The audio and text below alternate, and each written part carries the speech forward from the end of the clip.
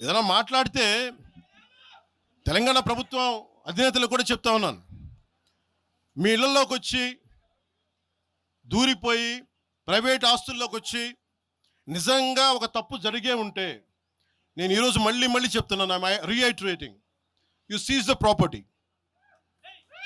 సంతోషంగా చెప్తున్నా. అక్కడ ఉన్నది నాకు గోశాల ఉంది, అక్కడ ఒక 60-70 గోవులు ఉంటాయి అక్కడ, వాటి గడ్డి కోసం ఉంటుంది. మీరు తెలంగాణ ప్రభుత్వానికి చెప్తున్నాను, ప్రైవేట్ స్థలాల్లోకి వస్తే it is a criminal trespass, criminal defamation, mischief with mala fide intention, propagating misinformation for causing unrest and regional differences. ఇన్ని కేసులు అట్రాక్ట్ అవుతాయి. ఇవన్నీ మీరు ఒక్కసారి కూర్చొని మీరు మమ్మల్ని భయపెట్టాలని చూస్తే వాటికి భయపడే వాళ్ళం కాదు. మీరు ప్రతి చోట మీరు రీజనల్గా ప్రతిసారి పట్టుకొస్తే ఇక్కడున్న జర్నలిస్టులో కానీ ఐఏఎస్ ఐపీఎస్లో కానీ అన్ని జాతులు ఉన్నాయి, అన్ని కులాలు ఉన్నాయి. ఒక్క ప్రాంతానికి చెందిన వాళ్ళు లేరు ఈ భారతదేశంలో. నిజంగా కూర్చోబెట్టి తెలంగాణకు ద్రోహం చేస్తే మొట్టమొదటి గొంతు లేపే జనసేన లేకపోతే. ఆ రోజు మీరు అందరూ మర్చిపోయారేమో, మేము లేపా గొంతులు.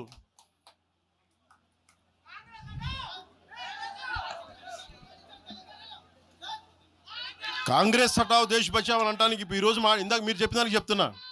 కాంగ్రెస్ నాయకులు మాట్లాడుతున్నారు కొంతమంది, అందరం చెప్పట్లా. కొంతమంది నాయకులు కూర్చొని మాట్లాడుతూ ఉన్నారు, నువ్వు ఎలా తిరుగుతావు, రోడ్ల మీద చూస్తాం, నాలుకలకు వస్తాం, నాలుకలు చీరుస్తామంటే రండయ్య బాబు మీకు నాలుకలు తీసి చూపిస్తాం మీకు కోసుకొని. అలాగే మీరు ఒకప్పుడు ఇలా మాట్లాడిన నాయకులందరూ రాజశేఖర రెడ్డి గారు తెలంగాణకి విభజనకి నేను వ్యతిరేకం నేను అన్న చెప్పిన వ్యక్తికి పక్కన ఉన్న కొమ్ము కాసిన వాళ్ళు వీళ్ళందరూ మాట్లాడతారు. నిజంగా నాకు చివుళ్ళ మల్లికార్జున్ శ్రీశైలం చెంచు పెంటల నుంచి వచ్చిన, చెంచు గూడెల నుంచి వచ్చిన కుర్రాడు, 16-17 ఏళ్ళ కుర్రాడు, చివుళ్ళ శివ మల్లికార్జున్, వీళ్ళు వెతుక్కొని వచ్చారు నా కోసం. దేనికి? మాకు యురేనియం మైనింగ్ జరుగుతూ ఉంది అన్నా, నువ్వు వచ్చి ఏదైనా చెప్పన్నా అంటే, ఆ రోజు ఓడిపోయినాను 2019 తర్వాత 2 చోట్ల ఓడిపోయి ఉంటే నా మీద ఏ నమ్మకం పెట్టుకొచ్చాడు. ఎందుకు నేను తెలంగాణ యువతను నమ్ముతానంటే, వాళ్ళకున్న లోపల ఉన్న భావం ఎంత బలమైందంటే మొత్తం ప్రభుత్వానికి అదిపించింది ఒక్క కుర్రోడి భావం. దానికి నేను ప్లాట్ఫామ్ అయ్యాను అంతే. దానికి ప్లాట్ఫామే అయ్యా. వచ్చి కుర్రోడు రోడ్డు మీద కూర్చొని జనసేన ఆఫీస్ ముందు కూర్చుంటే వెళ్ళి మాట్లాడా, ఏం బాబు ఏం కావాలన్నా అంటే, నీకు కూర్చోబెట్టి అన్న మాకు యురేనియం మైనింగ్ జరుగుతుందన్న మా శ్రీశైలంలో చెంచుపెంటల్లో, నువ్వు మాట్లాడన్నా అంటే మొత్తం తీసుకొస్తే ఒక్క మాట మాట్లాడితే ఆ రోజున వి హనుమంతరావు గారు, ఇప్పుడు కాంగ్రెస్ నాయకులు వి హనుమంతరావు గారు, మేము కూర్చొని మాట్లాడితే అఖిల పక్షం ఆ రోజు పిలిచాం. ఏ బలం ఉందని జనసేనకి ఆ రోజున ఓట్లు వస్తాయన్నా మేము చేసింది తెలంగాణ మీద ప్రేమ, తెలంగాణ మీద ఇష్టం, తెలంగాణ మీద మమకారం.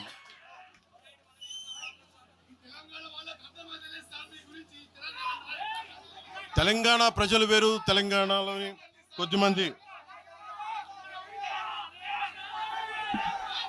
నేను కేసీఆర్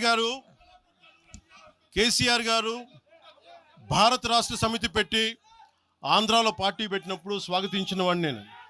ఒక పార్టీ ఎక్కడైనా పెట్టుకోవచ్చు. కేసీఆర్ గారికి మనస్ఫూర్తిగా ఆ రోజున మనకి గుంటూరులో బీఆర్ఎస్ పార్టీ కార్యాలయం పెడితే, అంతకుముందు జనసేనలో పనిచేసిన నాయకులను ఆయన ప్రెసిడెంట్గా పెడితే మనస్ఫూర్తిగా స్వాగతించాం.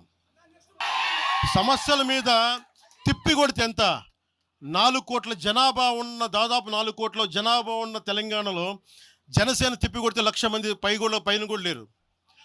2,000 మంది జన సైనికులతోటి, సాధకులతోటి మేము సభ పెట్టుకుందామంటే మీరు దీనికి పర్మిషన్ ఇవ్వకపోతే మేము ఏం చేస్తాం?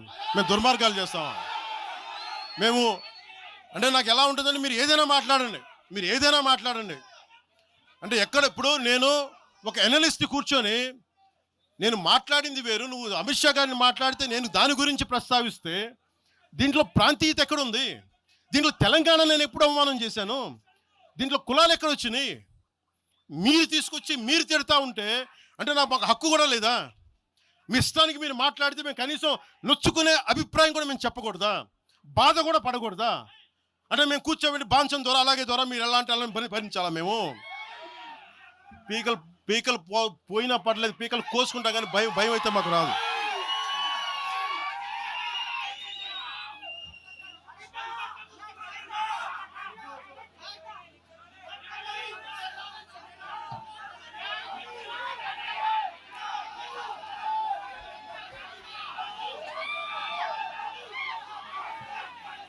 నేను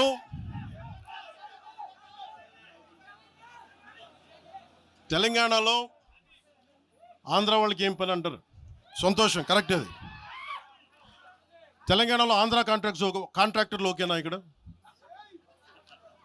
ఆంధ్రాలో తెలంగాణ కాంట్రాక్టర్లకి బాగానే పనిచేస్తున్నారు. అక్కడ తెలంగాణలో ఆంధ్ర కాంట్రాక్టర్లు బాగానే ఉన్నారు. ఎవరినా మీరు బేవకూఫులు చేస్తామన్నారు? మీరు ఎవరిని బేవకూఫులు చేస్తారు? మీరు ప్రజలనేమో మీరు మభ్యపెట్టి, యువత మీరు ప్రజానికం, మీరు తెలంగాణ ప్రజలు ఇది గుర్తించాలి. ఇది వీళ్ళు బాగానే ఉన్నారు, వీళ్ళ అధికారాలు బాగానే ఉన్నాయి, వీళ్ళు బిజినెస్లు బాగానే ఉన్నాయి, వీళ్ళ కాంట్రాక్టులు బాగానే ఉన్నాయి. ఏదైనా మాట్లాడితే నాలాంటి వాడిని కూర్చోబెట్టి భయపడతా ఉంటారు.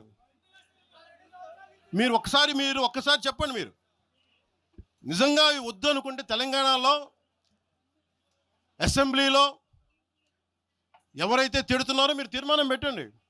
పవన్ కళ్యాణ్ అనేవాడికి ఇక్కడ పర్మిషన్ లేదు, రాకూడదని పెట్టండి పర్మిషన్. సంతోషం నాకు.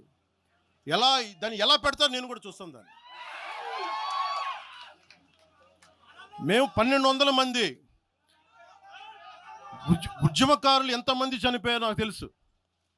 12 సంవత్సరాలు 1200 మంది ఉద్యమకారులు పైగా చనిపోతే వాళ్ళ మీద గౌరవార్థం నేను ఎప్పుడు ఒక్క మాట మాట్లాడాలి తెలంగాణ, ఒక్క మాట. నాకు అంత ఇష్టం నాకు తెలంగాణ. కానీ మీరు కూర్చోబెట్టి నా ప్రేమను కనుక మీరు శంకిస్తే నేను ఇప్పుడు దాకా నిర్ణయించుకోలే.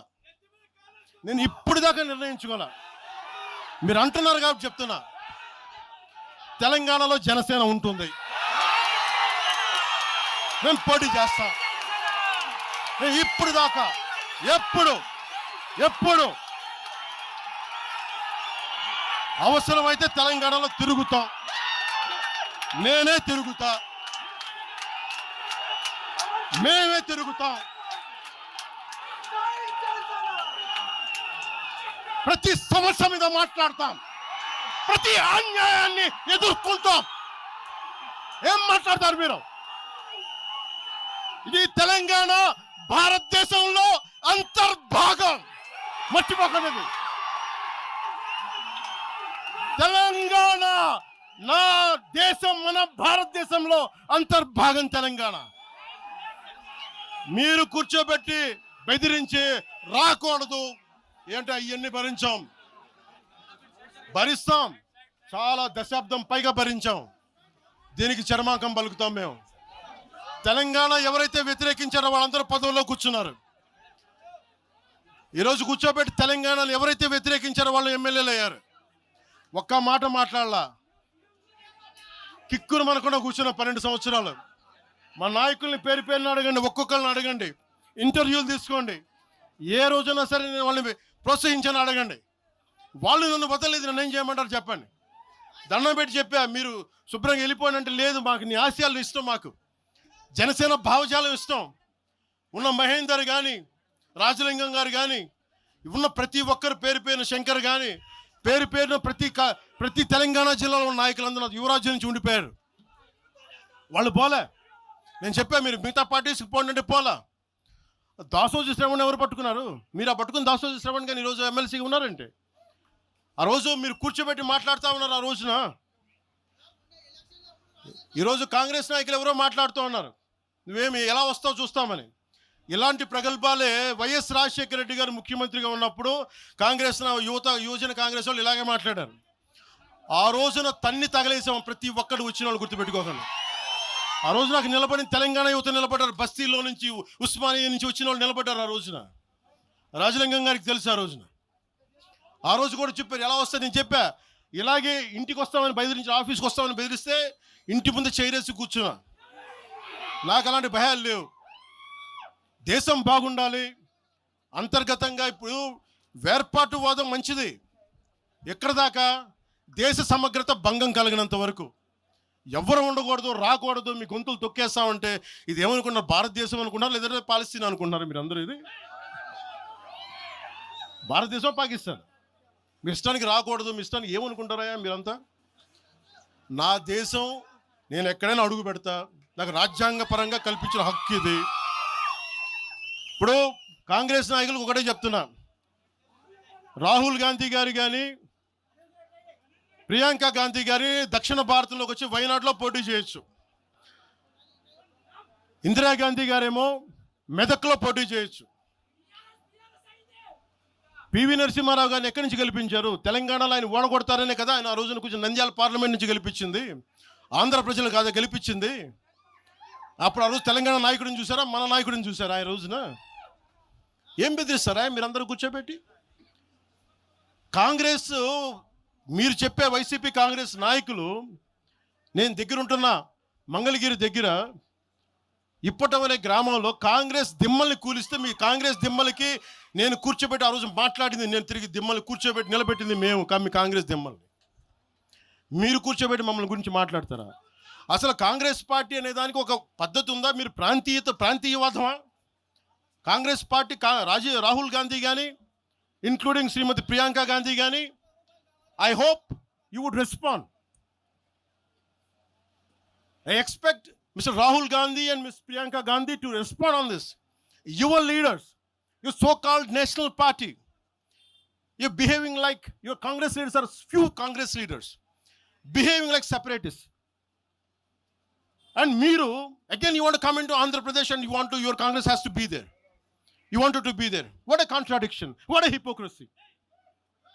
Yemi hypocrisy meeku.